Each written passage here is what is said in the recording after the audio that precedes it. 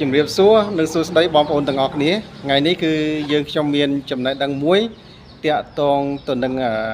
ការ follow និងការឆ្លើយតប follow នៅក្នុង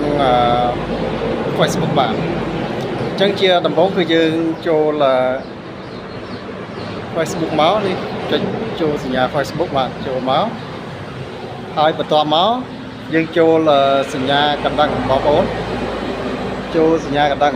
បន្ទាប់ពីចូលសញ្ញាកណ្ដឹងហើយគឺយើង scroll មើលកន្លែងដែលមានដាក់ថាសញ្ញាដូចជាមនុស្សនេះបងប្អូននេះសញ្ញាមនុស្សនេះដូចនេះមានមនុស្សនេះហើយមានដូចជាមនុស្សនៅខាងក្នុងហ្នឹងបងប្អូនចុចឲ្យចំមកបាទនៅពេលដែលបងប្អូនចុចឲ្យចំហើយបងប្អូនឃើញថាមានពាក្យថា following follow អញ្ចឹងបងប្អូនចុចថា following នោះមានន័យថាយើងបានឆ្លើយតបទៅកាន់បងប្អូនដែល follow មកយើងរួចហើយអា follow នោះមានន័យថាបងប្អូនដែល follow មកយើងហើយយើងអត់តាន់បាន follow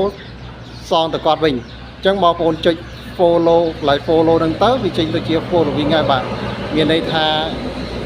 យើងបាន follow ទៅគាត់វិញហើយបាទសូមអរគុណសូមជម្រាបលាចំពោះចំណេះដឹងដ៏តូចមួយអរគុណ